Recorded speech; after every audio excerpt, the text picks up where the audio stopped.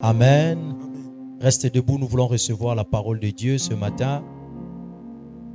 Cet homme que je vais appeler, en principe, je ne saurais le présenter parce qu'il est beaucoup. En même temps, j'étais en train de regarder, je me disais, est-ce qu'il fallait que j'appelle le pasteur Gaëtan pour le présenter? Mais comme il m'a dit, il va au sport, il veut rester derrière, j'ai dit, bon, je vais essayer de le faire. Amen. Mais c'est notre pasteur. Dis après moi, notre pasteur. Dis encore très fort, notre pasteur. Il n'est pas à présenter parce que pour ceux qui connaissent bien l'église, il est de la maison. Alléluia. C'est notre pasteur, il est de la maison. C'est le fils à notre père, l'évêque Léandre Marin Miyuna. Amen. Et cet homme est beaucoup. Comme j'ai dit, si je commence ici, nous n'allons pas finir ici, nous n'allons pas terminer en ce moment. Mais je préfère lui donner la parole. Il va nous bénir et quand il nous bénira, c'est alors que tu vas comprendre ce qu'il est réellement. Alléluia. Est-ce que tu es prêt à le recevoir ce matin? Sous vos acclamations, nous recevons le pasteur Satiste un peu. On acclame le Seigneur très fort, s'il vous plaît.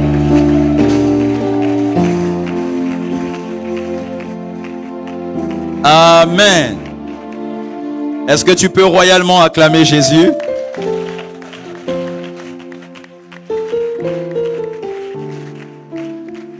Amen. Je ne saurais commencer ma prédication sans honorer mon père spirituel, l'évêque Léandre Marin Miyuna. Amen. C'est lui qui m'a appris à prêcher, c'est lui qui m'a appris à enseigner. Amen. Et j'ai beaucoup reçu de lui et je continue à beaucoup recevoir de lui. Amen. Et c'est un homme bien, un homme humble, un homme simple. Et j'ai eu à voyager encore avec lui il y a quelques jours. On était à Pointe-Noire, dans le cadre d'un décès qu'il y avait eu à Pointe-Noire. Et pendant notre trajet, je revivais les moments de ma tendre jeunesse où je le suivais partout, j'étais avec lui partout et il me racontait des histoires. Et au même moment aussi, il m'enseignait, m'encadrait et me partageait les secrets de la vie chrétienne. Amen. Et j'aimerais vraiment qu'on acclame Papa Léandre Marin Miyuna. Hey! J'aimerais que tu l'acclames royalement. Oh. Hey. Amen. Amen. Merci beaucoup. Alléluia. Je sors d'une veillée de prière parce que j'avais veillé de prière là-bas à l'église. Donc on a fini à 5h30. Aussitôt je suis venu ici. Amen. Et je crois que Dieu me donne la force.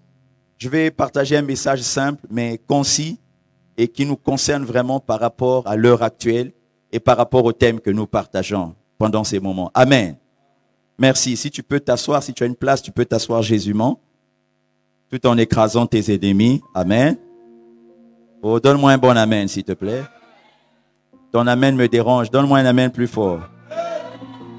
Donne-moi un amen bien vitaminé, s'il te plaît. Ajoute encore un peu de vitamine à ton amen. Alléluia. Notre Dieu est puissant. Nous sommes dans un programme où nous parlons d'un thème. Mon Père agit et moi aussi j'agis. Alléluia. Et le sous-thème que je veux partager ce matin, ce sont les 4 actions principales de Jésus. Les 4 actions principales de Jésus. Amen. Les 4 actions principales de Jésus. Je veux lire le texte de base. Je lis Jean 5, verset 17. La Bible dit, « Mais Jésus leur répondit, « Mon Père agit jusqu'à présent, moi aussi j'agis. » Alléluia. Merci beaucoup le pianiste. Merci, j'ai eu beaucoup de son toute la nuit, donc je veux avoir l'esprit un peu calme. Amen. Mon Père agit et moi aussi j'agis. Donc d'un côté il y a le Père qui lui agit et de l'autre côté le Fils dit que lui aussi il agit. En lisant ce texte, on comprend que le Père est en train d'agir le Fils plutôt est en train d'agir aux dépens du Père. C'est-à-dire que quand il voit que le Père agit, lui aussi ça l'inspire, se dit, ah, moi aussi j'agis. Alléluia. Est-ce que quelqu'un d'entre eux le comprend? Si le Père soulève un pied, lui aussi se dit, ah, le Père a soulevé un pied, moi aussi je fais quoi? Je soulève un pied. Mon Père agit, et moi aussi je fais quoi? J'agis. Donc je me mets en action aux dépens du Père. Ce texte donc est en train de révéler que Dieu est toujours en action. Oh, donne-moi un bon amen. Dieu donc est toujours en action. Il est en action tout le temps et à tout moment. C'est ce qui explique pourquoi Jésus n'arrêtait jamais de faire des choses. Il ne pouvait arrêter de faire des choses que si son Père avait arrêté d'agir dans le ciel.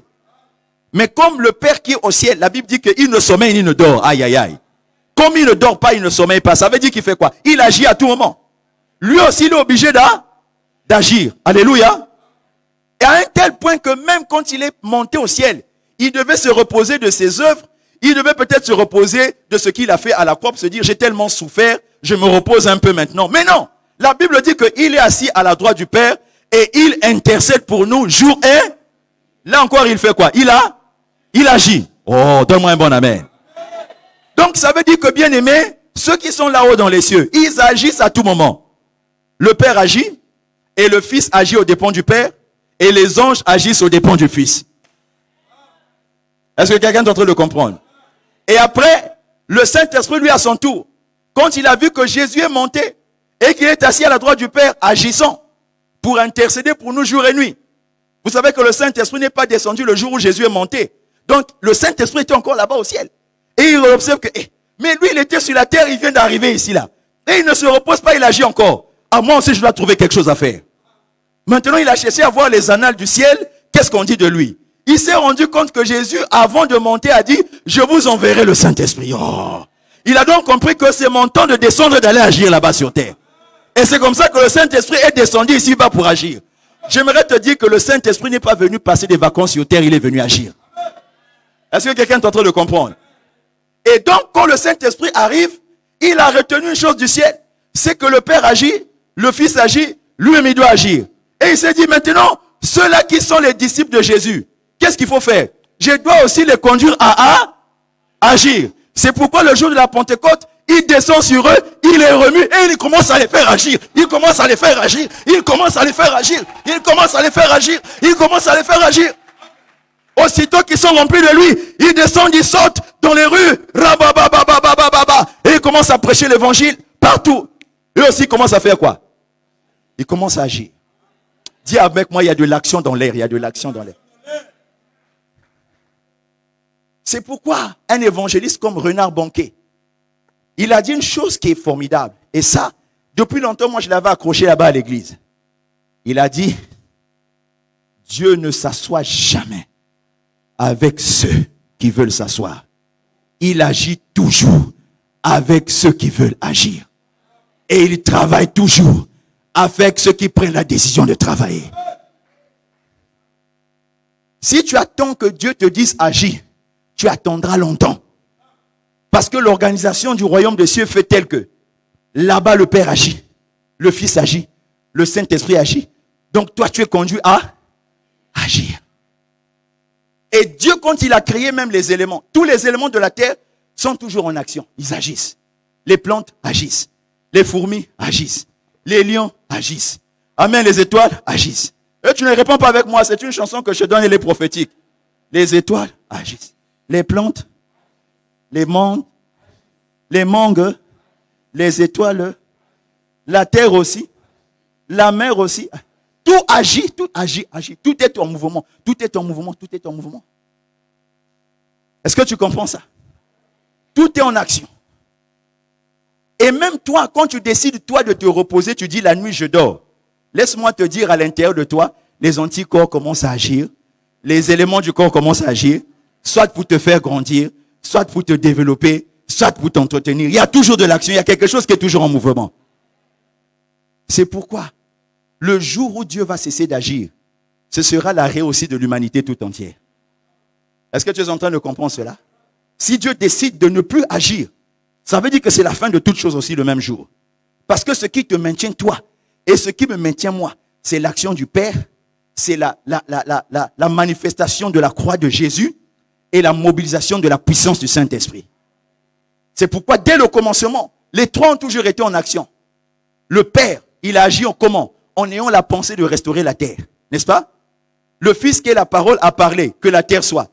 Et le Saint-Esprit qui manifeste la puissance, il a mis la puissance en mouvement et la terre fut. Est-ce que quelqu'un est en train de comprendre? Et ils ont continué à agir comme ça, en créant l'homme tous les trois. Ils ont dit, faisons l'homme à notre image. Donc toi, quand on t'a créé là-dedans à l'intérieur de toi, le Père a agi, le Fils a agi, le Saint-Esprit agit. Maintenant, pose la question à ton voisin. Si les 3 personnes qui t'ont créé ont agi, pourquoi toi tu ne dois pas agir? Pose-lui la question. Si les 3 personnes qui t'ont créé ont agi, pourquoi toi tu ne dois pas agir? Tu vois, tu es appelé à l'action. Est-ce que quelqu'un est en train de comprendre? Dieu t'a appelé à agir. Et de toutes les manières, tu dois agir. Tu ne dois pas laisser faire les choses. Dieu t'appelle à l'action. Et donc, bien aimé, quand Jésus a dit que le Père agit, moi aussi j'agis, il faut donc chercher à connaître, mais quels sont les actes en question de Jésus? Quelles sont ses actions? Quels sont ses agissements qui font que quand le Père agit, lui il agit comment?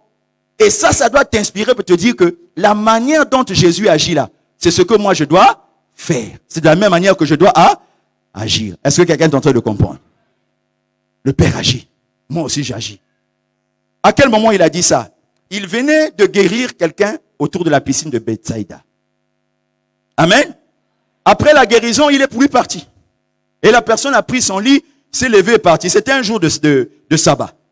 Et les sacrificateurs, les scribes et les pharisiens ont dit, ah non, attends. Toi, tu vas où avec ton lit? Qu'est-ce qui se passe? Il dit, mais moi j'ai été guéri. Mais comment ça, le jour du sabbat, toi tu es guéri? Ça ne peut pas se faire. Qui t'a guéri? Non, c'est Jésus. Non, il n'a pas dit Jésus. Il a dit, c'est quelqu'un qui m'a guéri. Mais où est la personne qui t'a guéri? C'est qui?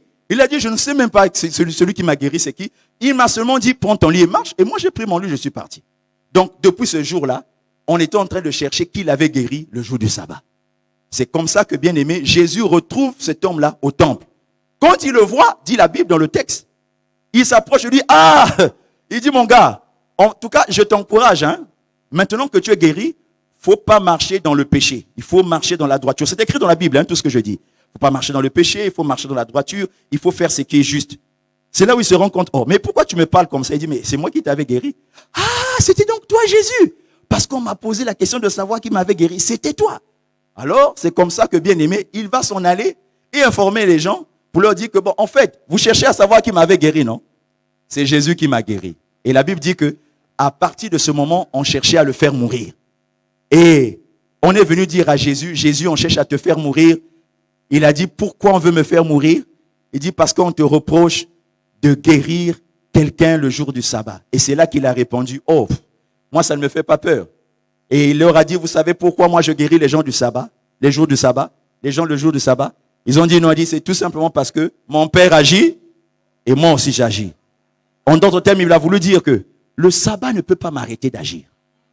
Le sabbat ne peut pas m'empêcher d'agir. En fait, il n'y a aucun jour où je ne dois pas agir. En fait, un chrétien devrait être comme ça. Un chrétien, c'est celui qui n'a pas de jour où il ne doit pas agir. Il doit toujours agir pour le compte du royaume des cieux. Lorsque Jésus agissait, c'est pour le compte du royaume des cieux. Et ça doit t'inspirer. Donne-moi un bon amen. Tu dois agir pour le compte du royaume des cieux. Et Jésus, il y a 4 agissements, sinon 4 actions principales que Jésus faisait qui montraient que c'est ça ce qu'il faisait comme agir. Quand on dit que moi aussi j'agis, c'était quoi? Alors voici les 4 choses que Jésus faisait en agissant.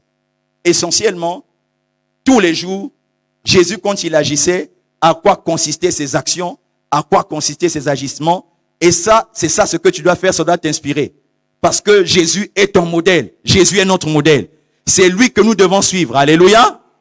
Nous devons le suivre et être comme lui. Nous devons être comme Jésus. Amen.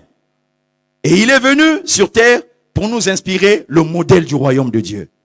Alors, première chose, première action de Jésus qu'il faisait tous les jours. 1, il annonçait la bonne nouvelle du royaume. Écris ça. Il annonçait la bonne nouvelle du royaume. Amen. Ainsi donc, la Bible dit dans Matthieu chapitre 4 au verset 23.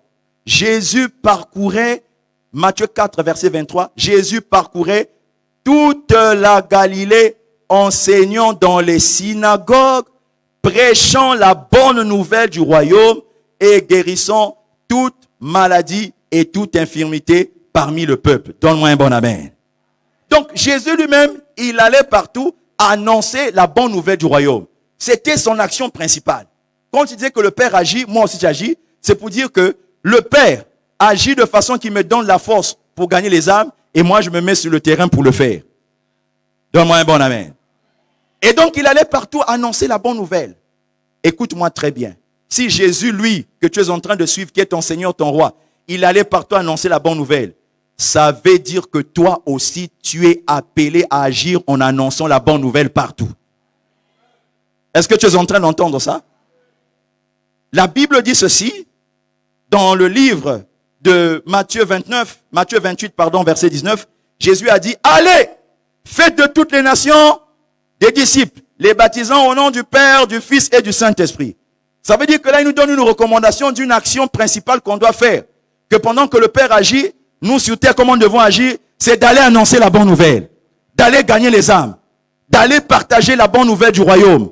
Aller dire à quelqu'un que Dieu l'aime, que Jésus l'aime, que Jésus est mort à la croix pour lui, qu'il a donné son sang comme rançon pour le racheter, pour le sauver. Est-ce que tu m'entends? Le temps est arrivé que, bien aimé, que chaque jour, que tu prennes un temps pour parler de Jésus à quelqu'un. C'est une action que tu dois faire. Et lui, il faisait ça à tout moment. Il parlait de son royaume. Il parlait de la restauration des vies, des cœurs. Il rendait témoignage de lui-même à cette époque-là. Parce qu'il a rendu témoignage en disant, je suis le chemin.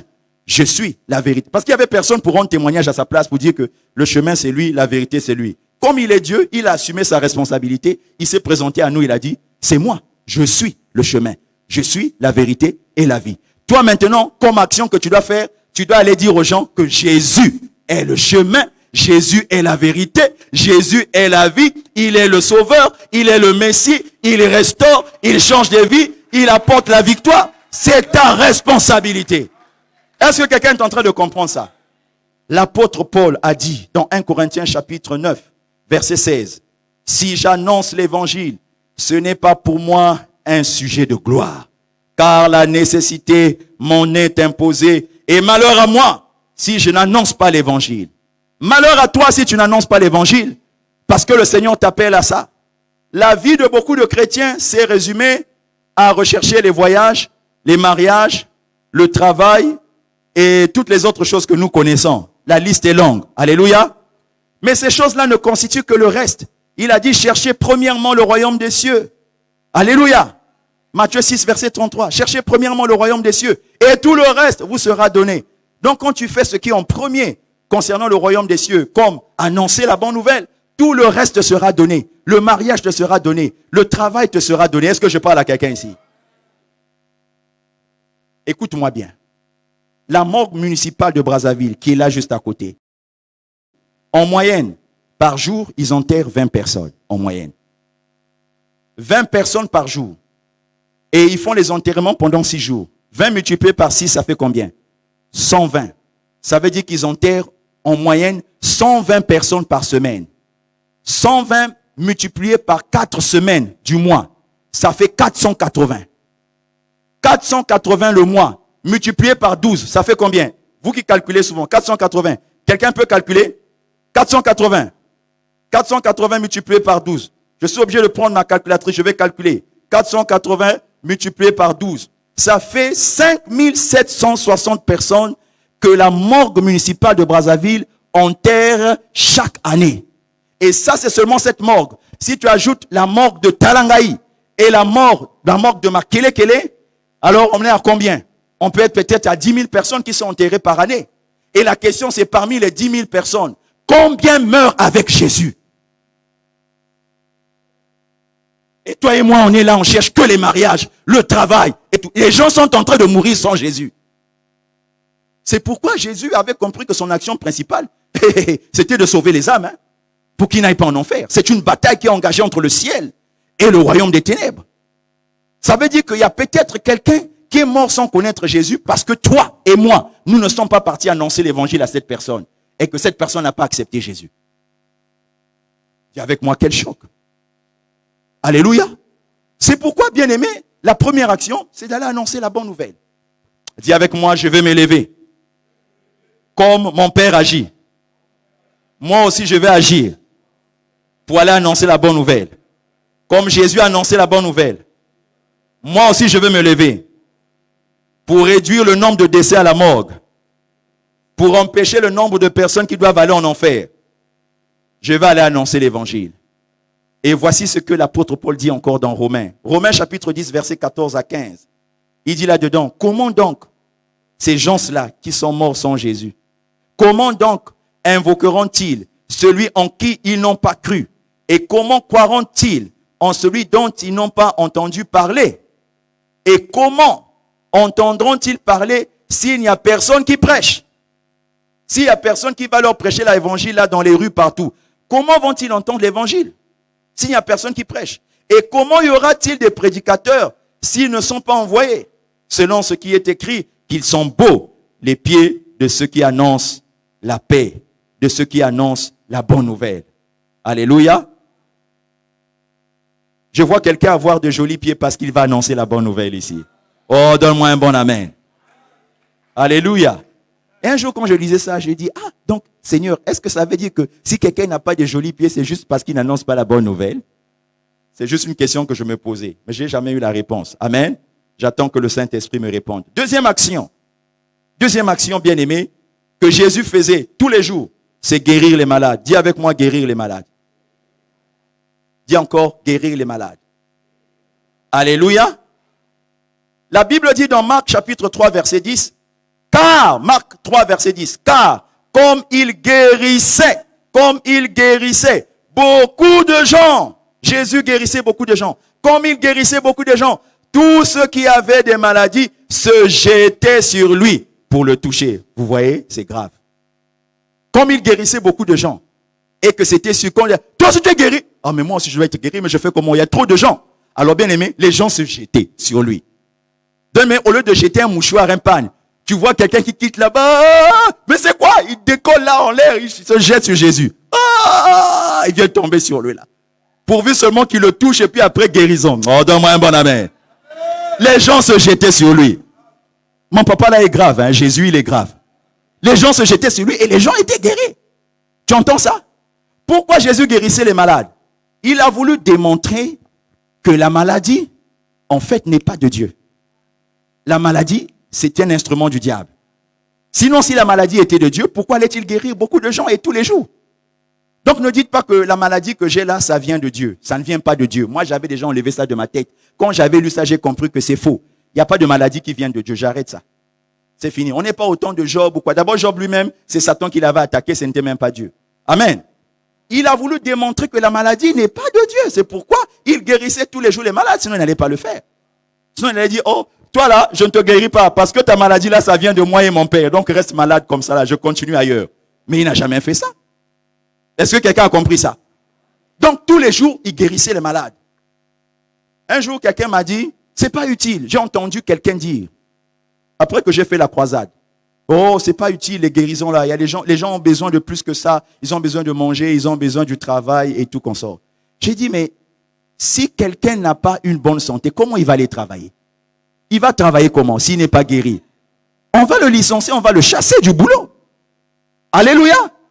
Et Jésus guérissait les malades. Donc, Jésus voudrait que toi aussi, que tu ailles guérir les... Oh, tu ne dis pas ça très bien. Écoute, il a dit, voici les miracles qui accompagneront les pasteurs. Hein? Voici les miracles qui accompagneront le pasteur Gaëtan. Mais il a dit, voici les miracles qui accompagneront ceux qui auront cru. La question je te pose, est-ce que toi tu crois en Jésus? Est-ce que tu crois que Jésus est vivant? Est-ce que tu crois que Jésus est capable? Maintenant pose la question à ton voisin, pourquoi tu ne guéris pas les malades alors que tu crois que Jésus est vivant? Pourquoi? Pourquoi? C'est aussi simple que ça. Pourquoi? Donc ça veut dire que bien aimé, Dieu voudrait que toi qui es enfant de Dieu, que tu ailles, tu imposes les mains à quelqu'un, tu lui dis au nom de Jésus, sois guéri. Et la personne reçoit la guérison. Tu lui dis, lève-toi, prends ton lit et marche. Et il marche. Alléluia. Tu ne dois pas en avoir peur. J'étais, il y a un mois, dans un séminaire à Pointe-Noire, chez le pasteur Brice Dianzinga. Et il y avait une femme qui était là avec ses béquilles. J'ai vu quand on l'a fait rentrer, on l'a portée. On est venu la faire asseoir. Elle était là assise avec ses béquilles. Et pendant que je prêchais, je me suis retourné. J'ai dit, est-ce que tu crois que Jésus est vivant? Elle m'a dit, oui, Jésus est vivant. Je dis, bon, maintenant, est-ce que tu crois que Jésus peut te libérer de ses béquilles? Elle est restée tranquille. Tu crois que Jésus est vivant, donc tu ne crois pas que Jésus peut te libérer de ses béquilles? Je lui ai dit, donne-moi tes béquilles. Elle m'a donné les béquilles. Je lui ai dit, lève-toi et marche. Elle s'est levée, elle a marché. Alléluia. Et quand elle est venue témoigner, elle a dit, Je viens de l'Angola, je suis venu pour me marier. Dans une semaine, je me mariais avec mes béquilles. Et Dieu m'a fait un miracle, donc je veux me marier sans béquilles. Elle sautait dans tous les sens. Ouais. J'ai les images, je peux vous les donner si vous voulez. Alléluia. Mais ça, c'est pour tout le monde. Ce n'est pas pour un pasteur. C'est tout le monde. Dis avec moi, c'est tout le monde. Oh, dis encore, c'est pour tout le monde. Dis encore, c'est pour tout le monde. Dis encore, c'est pour tout le monde. Dis maintenant, c'est pour moi aussi. Dis encore, c'est pour moi aussi. Alléluia.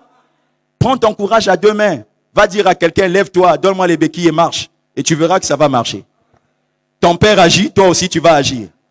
Si Jésus avait agi en disant à quelqu'un, de prendre ton lit et marche, c'est que toi aussi tu peux agir en disant à quelqu'un, prends tes béquilles et marche. Ton père agit et toi aussi tu as. Mais c'est de ça que nous parlons dans ce séminaire. Oh, donne-moi un bon amen. Alléluia. Troisième chose que faisait Jésus, il chassait les démons. Dis avec moi, il chassait les démons. Et il le faisait à tout moment. Matthieu 10, verset 8. Matthieu 10, verset 8. Il nous donne même une recommandation sévère. Parce que c'est écrit de façon impérative. Vous savez que chaque fois que quelque chose est écrit de façon impérative, ça veut dire que c'est un ordre. Amen. Matthieu 8, 10, verset 8, il dit, guérissez les malades. Donc il commande, il donne l'ordre. Donc guérissez, allez guérir les malades. Je vous oblige, c'est obligatoire. C'est un ordre, c'est un commandement. Guérissez les malades. Matthieu 10, verset 8. Guérissez les malades. Ressuscitez les morts. C'est ce à quoi je pense maintenant. Ces jours, si j'entends dire, Seigneur, tu as dit restez les morts. Donne-moi un corps que je vais ressusciter. Guérissez les morts. Purifiez les lépreux. Chassez les démons. Dis avec moi, chassez les démons. Vous avez reçu gratuitement, donné gratuitement. Chassez les démons. Et Jésus libérait les captifs à tout moment. Il a dit dans Luc, chapitre 18. Alléluia. Luc, chapitre 4, verset 18, pardon. Il a dit, l'Esprit du Seigneur est sur moi parce qu'il m'a oint pour proclamer aux captifs la délivrance. Donc, il y a une onction de délivrance sur toi qui es enfant de Dieu. Donne-moi un bon amen. Il a dit, chasser les démons. Et bien aimé, tu dois chasser les démons tous les jours. S'il y a quelqu'un en tout cas qui est possédé, il faut même en chercher. Il faut libérer les gens. Beaucoup de gens sont possédés. Amen. Beaucoup de gens ont des problèmes de possession. Mais qui va les délivrer si ce n'est pas toi et moi? Notre Père a déjà agi, il a chassé beaucoup de démons sur terre. C'est notre tour maintenant de le faire. Parce que quand il est mort à la croix, il a libéré sur nous une puissance. Dans Luc chapitre 10, verset 19, il a dit, voici, je vous ai donné le pouvoir de marcher sur les serpents et les scorpions et sur toute la puissance de l'ennemi. Et rien ne pourra vous nuire. Est-ce que tu crois à cette parole? Donc va chasser les démons. N'aie pas peur des démons. Les démons sont inférieurs à toi et ils sont inférieurs à Jésus. Et ils sont inférieurs. Toujours inférieurs. Et toi tu es supérieur. La Bible dit dans 1 Jean chapitre 4 verset 4, celui qui est en vous est plus grand que celui qui est dans ce monde. Donc Jésus en toi est plus grand que les démons qui manipulent toutes ces personnes. Tu peux donc les chasser. Tu peux donc ordonner, donner l'ordre et leur dire de partir. Est-ce que je parle à quelqu'un ici? Quatrième chose que Jésus faisait chaque jour. Jésus faisait du bien aux gens. Il faisait du bien aux gens. Écoute ce que la Bible dit dans Actes chapitre 10, verset 38.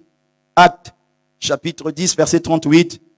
La Bible dit, vous savez comment Dieu a oint du Saint-Esprit et de force Jésus de Nazareth, qui allait de lieu en lieu, faisant du bien et guérissant tous ceux qui étaient sous l'empire du diable, car Dieu était avec lui. Donne-moi un bon amen.